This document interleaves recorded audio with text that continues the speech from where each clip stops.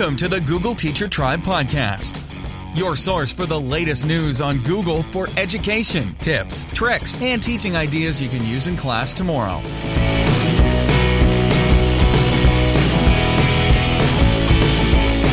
And here are your hosts, Matt Miller from DitchThatTextbook.com and Kasey Bell from ShakeUpLearning.com.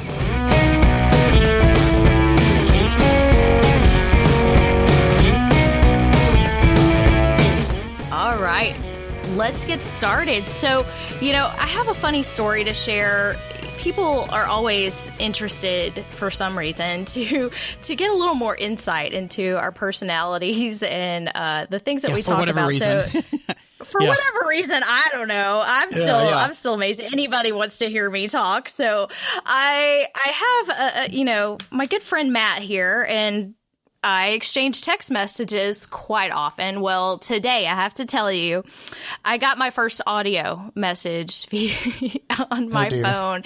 And if you use that, kudos to you. But I don't know anyone who actually uses the full audio. Like, I know people who translate in the text message, but usually when I see that, I know somebody butt dialed me. Yep. And my best friend does it all the time. And so I get the little, I'm like, what are you doing? But it was Matt. So I was like, I don't know, maybe he's driving and he meant to do this. So I listened to it. Didn't take me long to figure out the phone was kind of muffled and far away, that he was not intentionally leaving me a message, but I kept listening. So I fly on the wall, want to know what it's really like to be with Matt. I'm pretty sure you were in the car when this happened. Yes, and you were having a conversation. It sounded like with your children, the tone of your voice and the way you were talking to a child. I couldn't hear the kids. But I think you went on some sort of hiking trip. But anyway, so just so you know, I was listening to your conversation with your children. And folks, I have proof. He is a nice guy. He wasn't talking bad about me or anything. So, the rumors are true. You can trust Matt. He's a good guy, even if he butt dials you occasionally. Yeah, that is true. And thankfully, I was, talking about hiking and not that I talk about like horrible, weird things. I need to just stop talking. I'm digging my own hole here, I think. So cut. Yeah. Exactly. Yeah, that's right. So you ready to get started? Or are you ready to change topics now? Yes, so what are we going to talk about? Change topics. Yes, let's talk about something Google-ish. What do you say? Kasey and I have found some examples over the years of ways that Google can be used in a very superficial, shallow way, but there are some really, really good ways to use it to do good, deep, solid thinking. And that's what we're going to talk about, how it's not really about the tools, it's about how you use them. And so we want to talk about some of our favorite examples of ways that you can use Google to do some of that deep thinking. And so we've got some updates to share with you. We've got some feedback from our listeners and a couple of blog posts. And I am ready to stop talking about butt dialing and get into this. What do you say? Let's go.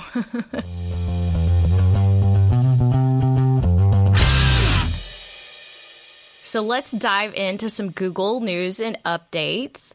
I have a really interesting article from the Keyword blog, the Google blog, and this one is titled "A Tech Slam Dunk Helping Students Discover Code with the Hidden Genius Project." And this is a really cool project for students. So it was announced on October 27th that Google.org was announcing a $1 million grant to the Hidden Genius Project, which is an Oakland, California-based organization that is working to increase the representation of Black male youth in tech. By mentoring Black male youth in technology creation, entrepreneurship, and leadership skills, the Hidden Genius Project aims to shift perceptions of computer scientists and inspire the next generation of technologists. And so the funding here is obviously to help grow this organization. So it's sort of a partnership here that, of course, I love the fact that Google is constantly working to help improve the quality of education out there and bring more students into the computer science world. You know, I'm a big fan of the Made with Code project that is to close the gender gap in the programming industry. And so I love here that they are bringing this in here to get some Black male youth interested in computer science as well. And it looks like they're really putting a lot of money into this. So Google.org is like a separate piece of Google, obviously, and where they sort of work on their nonprofit type of projects and organizations. But this looks like a really exciting project. Of course, it is limited, it looks like, just right now to Oakland, but hopefully we'll see this expand across the U.S. Yeah, and think about the kids in Oakland that are going to get this, whose lives it could really potentially change. And, you know, we've got all of these marginalized populations, and I love the fact that you know, we're making some things available to them that just weren't quite as easily accessible or reachable as they were before. And so big fan of these kind of movements also. So another cool thing that's going on with Google has to do with baseball. And I know that we have finally wrapped up the World Series, but sort of in the wake of all of that, we've also got some new assets that Google has made available related to baseball. And so these are actually pretty cool. We've got, and a lot of these tap into Google Expeditions. Actually, all 5 of them that I'm going to tell you about do. They include 2 virtual tours of baseball stadiums, which include Citi Field in New York and Oriole Park in Camden Yards in Baltimore, where obviously the Orioles play. So you can go get, kind of get a tour, and it's narrated by Heidi Watney of the MLB Network. You can also get behind the scenes access to careers. So you get to see like what it's like to be a baseball beat reporter and a TV reporter. And they've even got like a math and physics type tour that they call the StatCast tour. And so all of those work through Google Expeditions, and they've actually got some free lesson plans that go along with them too that can be found at tes.com. So that's definitely something worth checking out. And we've got a link to information about that in our show notes at googleteachertribe.com/29. Well, that sounds even interesting to me. And I am not really into baseball, but I know that everybody is talking about it right now. So I'm sure the kids are coming into the classroom talking about all of the different games. And, you know, I've heard that some of these games have been some history makers. So, you know, the fact that we can then take them on a journey to explore this. So when they watch this and they're like, I want to be a baseball player when I grow up. Well, let's look what that might look like. You know, let's take a deeper dive. So even if the World Series is over, this is still sort of like top of mind for him. So I'd say it's probably not even too late to use. Oh, yeah. It looks really cool. So I'm going to take a leap over to science. So science teachers, listen up. If you have been using the Science Journal app, which is made by Google, it is now available on iOS as well, but it got some new updates. And so this app is pretty cool to begin with, but it allows you to take notes on your phone or your Chromebook, and it lets you use the sensors on your phone to measure sound. You can see the sound waves coming in and measure those in decibels, light and movement. So you can use this to conduct your own experiments. You can use this to drive inquiry in the science classroom and help students come up with their own questions about the data that they collect. And so it's a really interesting application. I'm going to link to the blog post about the updates and the announcements, but I'm also going to include an animated GIF here of the application itself, and it's pretty awesome. And of course, we got to throw a GIF in there, right? And so you can see that. But I'm also going to link back to the main page for the Science Journal app, because there's a lot of additional activities and features and things here for science teachers. So if you're looking to up your game and you've got some access to mobile devices, I think this looks like a winner here. Yeah, this is cool. And I love that this measures data in the messy, real world, not always neat and perfect way. And so whenever kids get to see data in that way, I think that's really a good thing, because it's not like, you know, choose A, B, C, or D type of science. This is like, let's make sense of what we've got in front of us type of science, which is great. And speaking of science, we've got through expeditions and through Google Maps Street View and all that, we've got all of these ways to see different places around the world as if we're actually there. So what if we could go to another planet? And that the planet I'm specifically talking about now is Mars. So in 2012, the Curiosity rover was on Mars, and it created they were able to create this 3D model of Mars from what they gathered there. And so now we all have access to that model. And so it's called Access Mars. It's available through expeditions, but it's also available on your computer. So it's delivered to us through WebVR, which lets you see virtual reality right in your browser. And so basically, you can look at Curiosity's landing site on Mars. You can go to other mission sites all throughout, and you've got a scientist who gets to be your guide and kind of explains what it is, so you don't have to try to guess what you're looking at. So really, really cool thing. If Mars or any of the planets fit into your curriculum in any way, this is a really neat resource.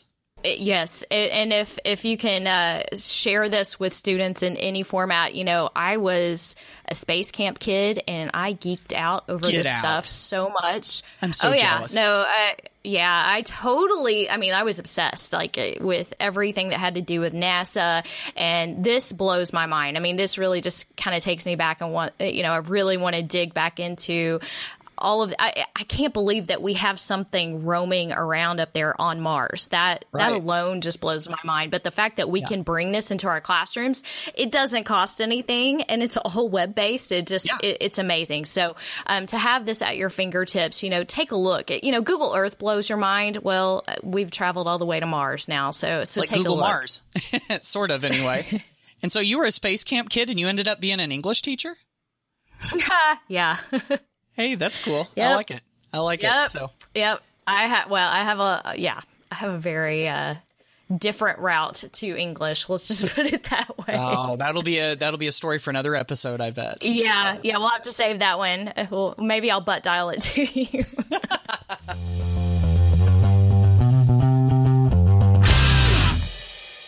So one of the things that I know that Kasey and I have seen a lot of, and I'll bet that you've probably seen a lot of too, is whenever teachers use technology in the classroom, sometimes it's really easy to kind of replace what it is that you were doing in the classroom before with a technological version of it. I know a lot of times people call this substitution. If you've ever heard of the SAMR model, it's kind of like using technology as a direct tool substitute. They say with no functional improvement. And I know there's some issues with that, because if you're kind of using all of this cool technology with all of this potential to do the same stuff you were doing, it kind of feels like the technology gets squandered.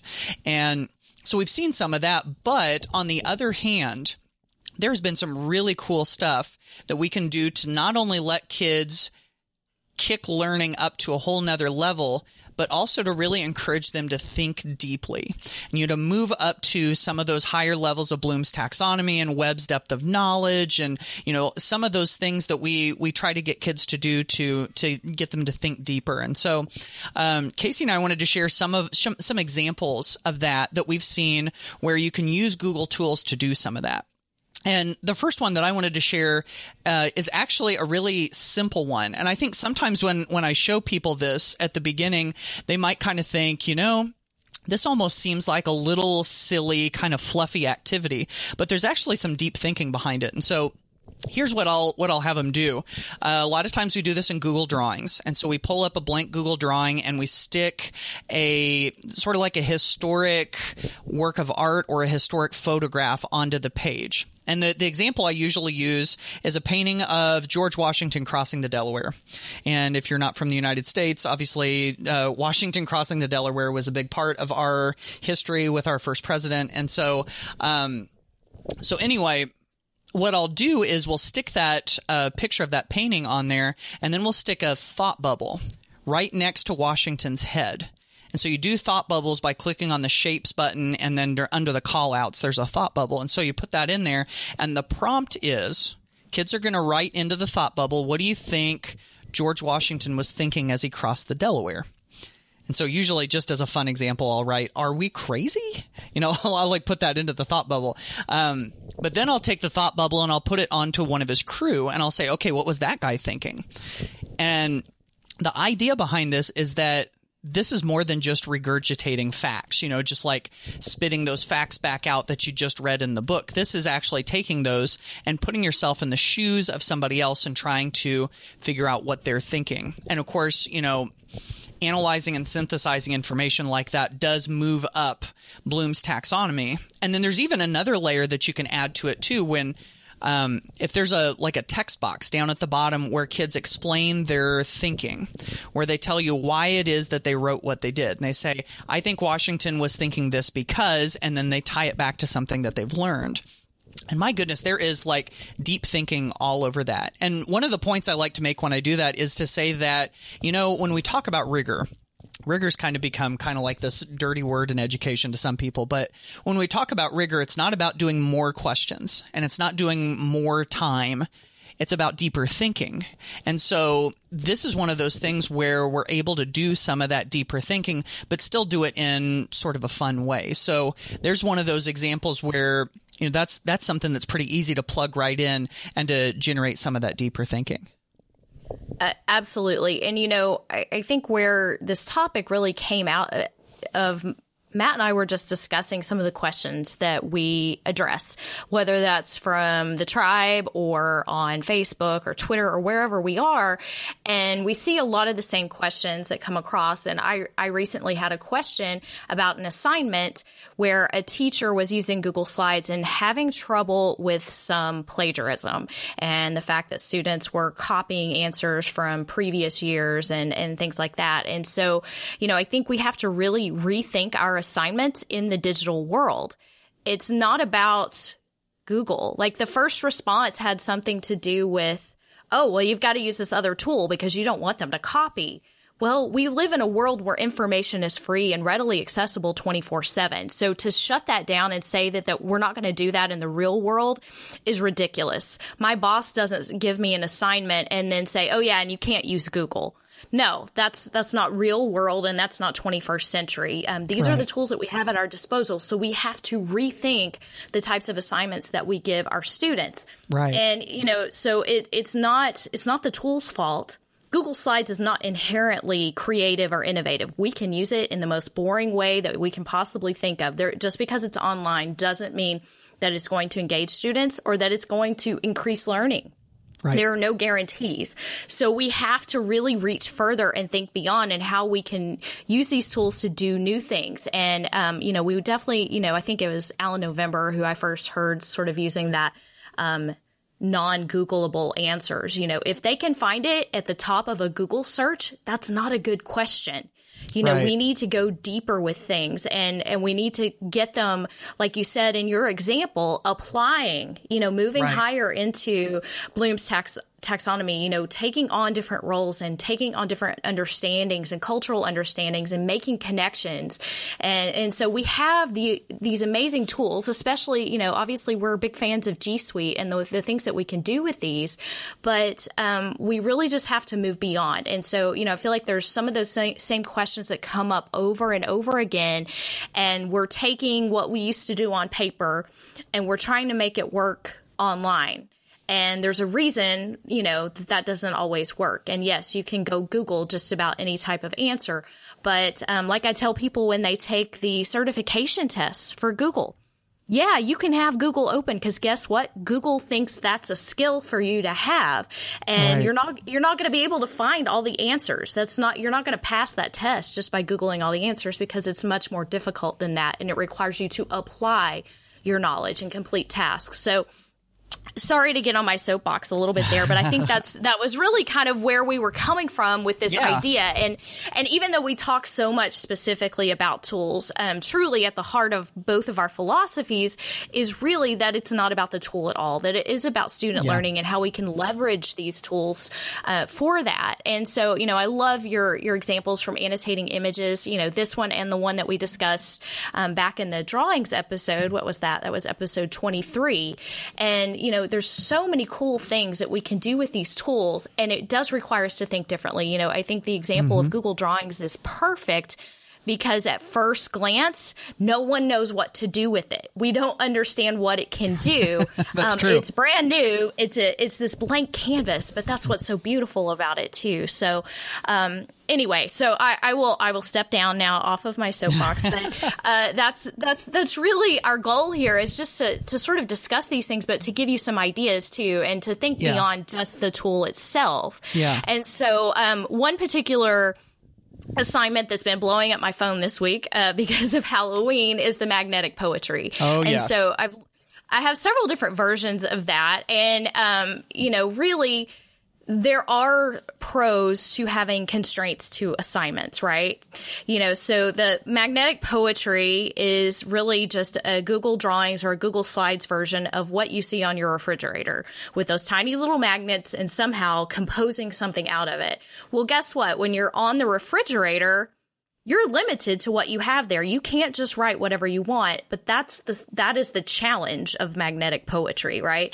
That you don't have the entire vocabulary at your disposal, that you have to think creatively about it. And I think I even gave the example about my Edgar Allan Poe comic strip, where they were limited in the character images that they could use. But sometimes limitations can bring out some creativity that you didn't know. So it's not always this wide open, that sometimes even the limitations within the assignments, I think, can bring that about. And anyway, if you're interested, of course, we have linked to all of our activities in the show notes for you as well at googleteachertribe.com/29. So speaking of creating with constraints, I just recently wrote a blog post about an activity that you can do with using Google tools. And this got prompted from a teacher emailing me and saying, hey, I saw this activity. She sent me a YouTube link to it, and she said, do you know how to create this? And I looked at the video, and I swear it was probably something that was sold off of Teachers Pay Teachers. And it was just like a little 3-column worksheet with some movable text on it. And I was looking at it and I'm going, yeah, I know how to do it, but I bet we can make this activity a better activity. And so that's kind of what I did. Was I created this, I'm going to call it a graphic organizer, because it wasn't just about filling in blanks and circling the right answer. It was really something to help guide kids' thinking. And this activity gives kids a little icon for each of the elements of a story. So, you got your plot and your characters and your conflict and your resolution, stuff like that. And so they're supposed to pick the 3 most important parts to them whenever they read a story. So they move those little icons up into the box. And then once they get up there, then they have to, again, we're still talking about explaining their thinking. They've got to explain why it is that they chose that, and then give an example from a story that really worked. So see that from the outside looking in, that's one of those things that could look a little bit like a digital worksheet. But to me, that goes deeper than that because of the level of thinking. And, as far as the constraints go, that's one of those things where it kind of keeps, you hear people say, you got to think outside the box. Well, a lot of times the box still exists, and we've got to live within the box. And so how are we going to make the most of the box that we're in? And in this case, it kind of gives kids a direction, but also still gives them some freedom. I really think that there's freedom within constraints a lot of times. Definitely. There is freedom within that, and sometimes it forces you to think differently about problem solving when, it's sort of like MacGyver. Like, you've got a stick of gum, you've got a plastic cup, and you've got, a pen. Yeah, like, how are you going to solve this problem? And that is truly innovative when you can do some things like that. So, and not always, just because it has constraints. I see a lot of stifling of creativity as well within constraints. And actually, I need to add a link to this. I share this video a lot, and it's called Complete the Painting. And it's when there's one correct answer, how students want to replicate the example that they're given, or they want to find whatever that one special answer is that the teacher is looking for. And so this video is just incredible because it was like 3rd grade students. And when they were told that complete the painting and you'll get 2 points for the correct answer. Well, it was a triangle, and they all created a house that looked almost exactly the same. when they were given those directions? Well, when they're given more open directions and just told complete the painting, and they were given the triangle, kids created monsters and stories, and they used more colors, and it was much more creative. So, so there's the other side of it. And sometimes we have to think about how we as teachers kind of get in the way of that kind of stuff. And I didn't realize that till I started really giving examples, and everybody wants an example. And I don't mean that examples are bad. I think guidance is better. But even with adults, when they're like, well, what is show us an example. And then they all replicate exactly what I show them. So especially when you start building in student choice, which is a great way to take that activity that I mentioned earlier with Google Slides. If there was some student choice in that activity that required a more original product, it can't be plagiarized. So when we start opening up the door to choose it from a list of tools, or choose the tool of your choice, to complete and demonstrate your learning, I think that can take these projects to a different level. And, I think that's what's so great about GSuite is we already have this toolbox of tools that students can choose from. And then I think it's also an important piece to really integrate that reflection. So that students are sharing, what they learned from the process, and putting that as a requirement, I think would also help students reflect on the originality of what they're doing and where they found their answers, and demonstrating their learning in a different and new way, giving students that flexible learning path. So I just think there's a lot of different ways that we can think about all of the assignments that we give, and whether that involves G Suite or not. Hopefully this conversation will get everyone sort of thinking about that. Yeah. And of course, I know that that a lot of you listening have some of these ideas, and you've gone through this thought process. I know because I've talked to, tons of really smart educators that are going in this direction. And so this is where, we would love to see some of your examples. So if you're a Twitter person, I hope that you are. If you're a Twitter person, then head on over to that GT Tribe hashtag, or tag us at GTeacherTribe on Twitter, and give us some of your examples of some of those ways that you use Google tools to do some of that deep learning. So it's not just a digital worksheet. And Kasey and I will be retweeting those like crazy so that we can share them with other people, because, I think we all see that, especially as the world is changing and as different skills are going to be more important as we go forward, that these are the kinds of things that we need to do. And whenever we see examples from other people, it just pushes our thinking too. So hopefully this has been a good discussion, maybe giving you some ideas, and we're really excited to see where you guys go with it.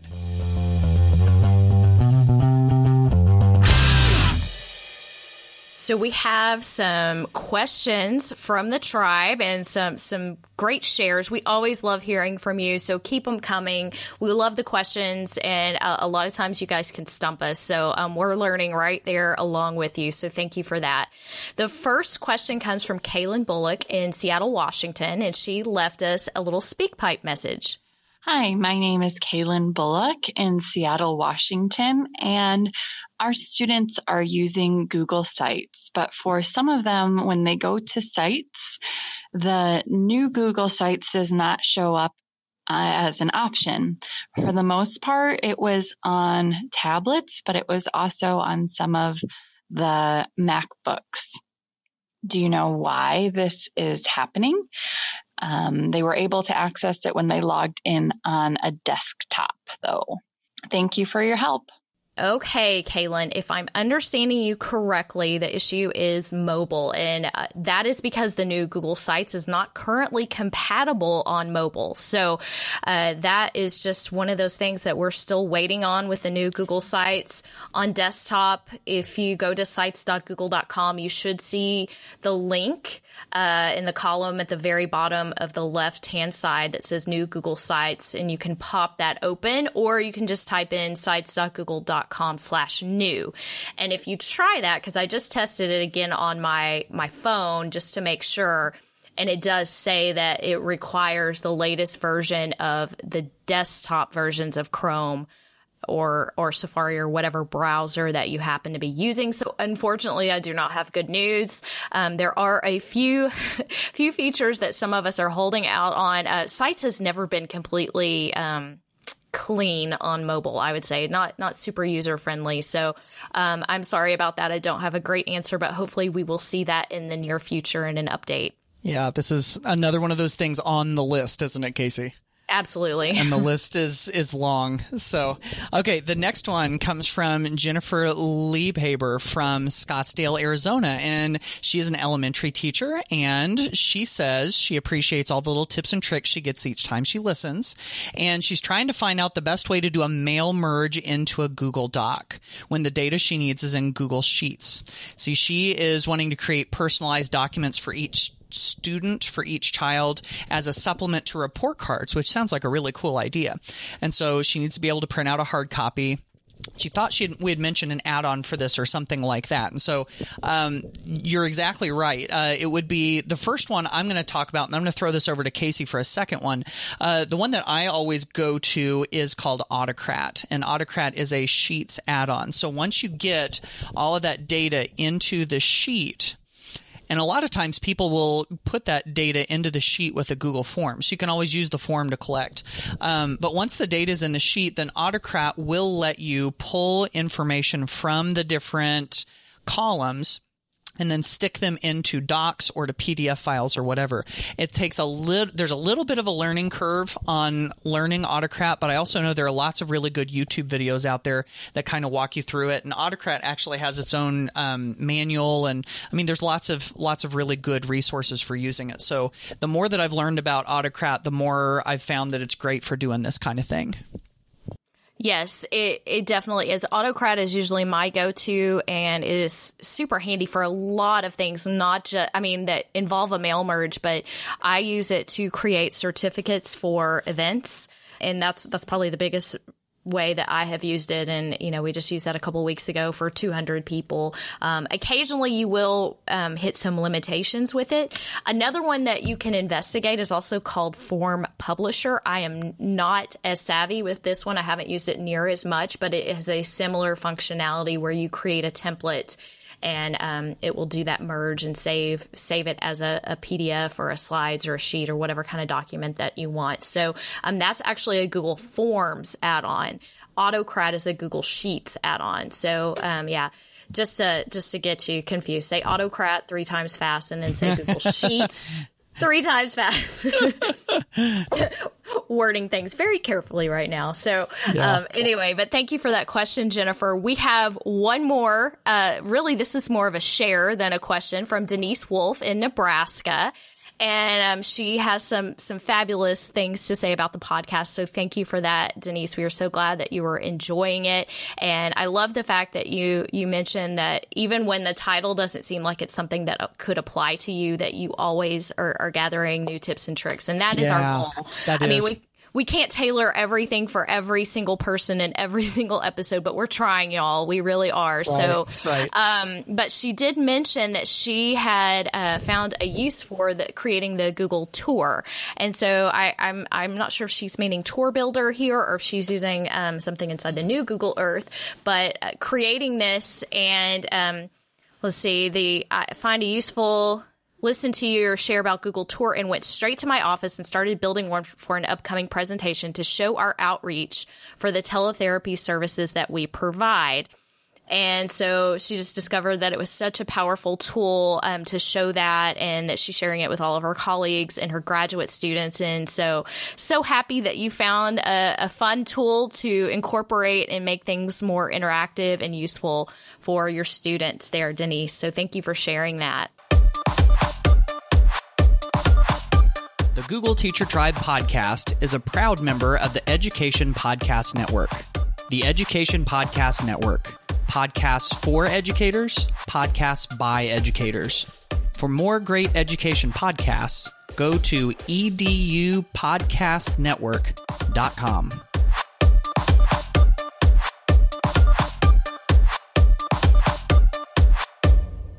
So as usual, Kasey and I have a couple of blog posts we wanted to share with you. Just recently, I published one that I titled 10 Ways Icons from the Noun Project Can Impact Learning. And I have the Noun Project addiction right now. So the Noun Project, if you're not familiar, is this great site that has millions, or over a million, I should say, of free to use icons. And there are icons on just about anything. And so my favorite way to use them is to put them is to create infographics and to put them in there. But I'm also seeing them being put onto presentation slides and just to make any sort of teaching and learning materials more visual. And there's lots of brain research that shows the power in that. And so there's all sorts of different ways that you can pull this into the classroom. And so, of course, infographics was one of the ways that I mentioned that you can use it.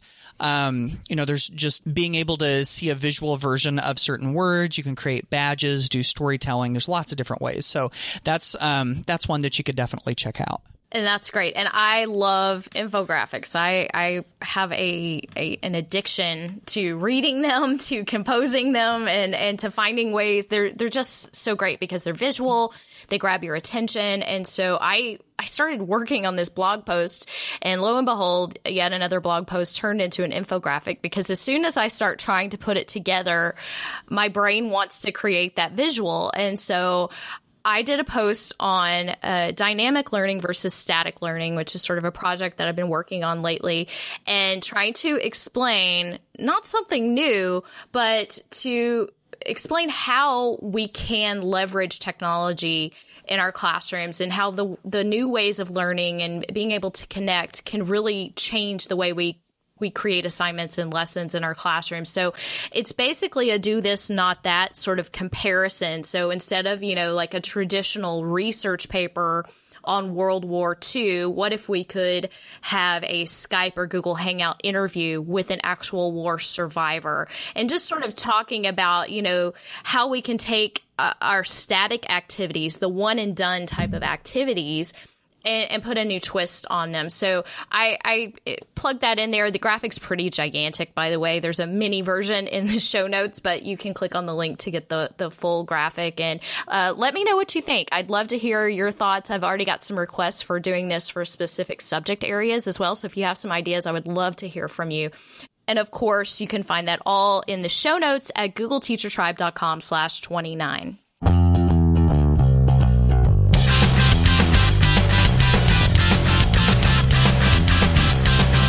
Well, that wraps up episode 29. I had fun. I don't know if everybody else did, but I enjoyed it, and I hope this will spark some conversations. And, I think I have one request. Share this with a teacher who doesn't get this message. Yes, please. Sometimes I feel like we preach to the choir, and that a lot of times the people on Twitter and the people listening to the podcast are the people who already get it. So, I think the challenge is to share this with someone that really doesn't quite get it. Yeah, absolutely. Yeah, that's the hope. So, and of course, if you're not subscribed to the show, we would love it if you did. And if you've enjoyed the show, if you found some benefit out of it, we would also love it if you would do a rating and or review on iTunes, which makes it easier for other people to find the show too. So until next time, this has been another episode of the Google Teacher Tribe podcast, and we will see you later. Bye, y'all.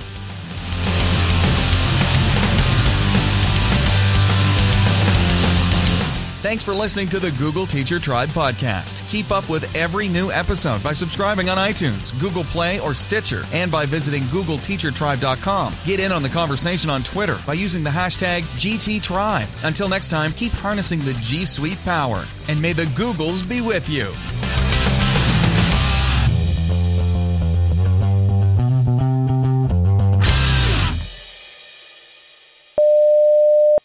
Well, hello, tribe.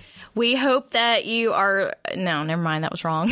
Let's do it again. I said I knew what I was doing, and I didn't. Okay. Well, hello, tribe. That worked. Yeah, that was creepy. It's okay. I'm Good listening. Evening. Yeah.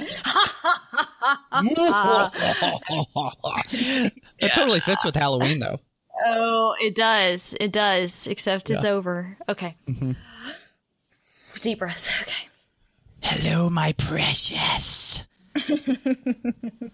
Let's not do that. I'll play my Negan whistle. Don't get me started. All right. You probably don't even know what that one is, do you?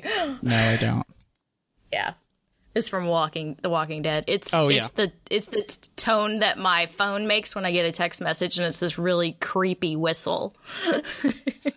Gotcha. Okay. Yeah. All right. Okay. Take 2. I got it.